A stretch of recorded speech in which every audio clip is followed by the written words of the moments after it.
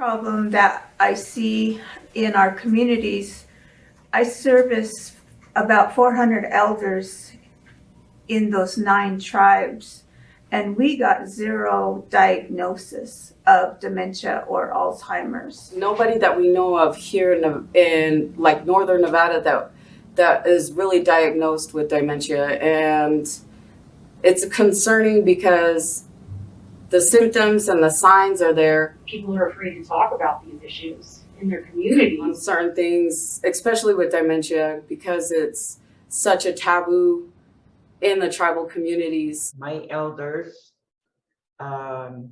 many passed from Alzheimer's and from form of dementia. And it was something that elders really don't want to talk about. I would prefer just to take my blanket and go into a section like these woods and just sit and go to sleep. Hi there, my name is Dr. Jolie Crowder. I'm a senior director at the International Association for Indigenous Aging. IA2 is a nonprofit organization located in the United States. I'm very honored to have been selected by the Planning Committee for the lightning round presentations today. My sincere apologies, I'm not able to be there in person. I'd like to spend the next couple minutes briefly sharing about our initiative to create and pilot a cultural adaptation of the Dementia Friends program for American Indian and Alaska Native communities. Dementia Friends is a global effort that aims to change how people view dementia and better support people in their communities living with the disease. Last year, we were fortunate to negotiate an agreement with US Aging to serve as a national licensee for tribal communities across the country. We also received permission to create a culturally specific adaptation of the program.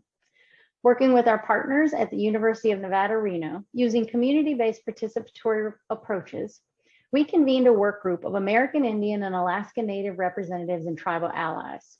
Together, we invested more than 150 hours revising the Dementia Friends info session workbook and resource materials. Revised sessions address 6 key new messages and aim to increase dementia awareness, reduce stigma, address risk reduction, and incorporate not only cultural imagery, but also cultural values. Changes include a formal acknowledgement of the context and impact of historical trauma on Native people. At the time we submitted our abstract for this conference, we had convened 3 pilots of the Dementia Friends info sessions, having reached more than 50 new Dementia Friends and 20 champions. Our session evaluations found not only did 87% or more of participants indicate they were more aware, confident, and inspired, but pre-post session data shows statistically significant increases in knowledge. We continue to pilot and refine the Dementia Friends info sessions and champion trainings, creating new adjunct resources to support community implementation, and most recently incorporate readability changes that are the result of a professional health literacy review. As of June 7th, we've proudly welcomed 108 new official Dementia Friends and trained 32 new champions, all from 31 tribes, plus others from county, state, and nonprofit organizations. This project is one of the first to attempt to create a highly engaged dementia engagement community program by and for American Indian and Alaska Native people, designed specifically to increase awareness and knowledge and reduce stigma. We know from our other formal assessments that community engagement and education are elders' top priority for how they want to learn about dementia and Alzheimer's. We all have much work to do to help tribal communities, elders, caregivers, and families.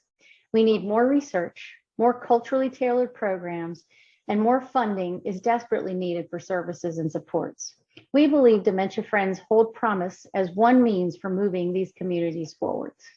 Across Indian country, the valuing of elders is such a treasure, and translated into showing love for the elder, how you speak with them, the voice tone, how you touch them, how you help them, and the tasks of caregiving, but it's how you do the tasks that can make such a difference. And I'm really happy that that it was offered here, and I'm really happy that people came, and I really hope that we caused that ripple effect going out from here, and this was just that one first step.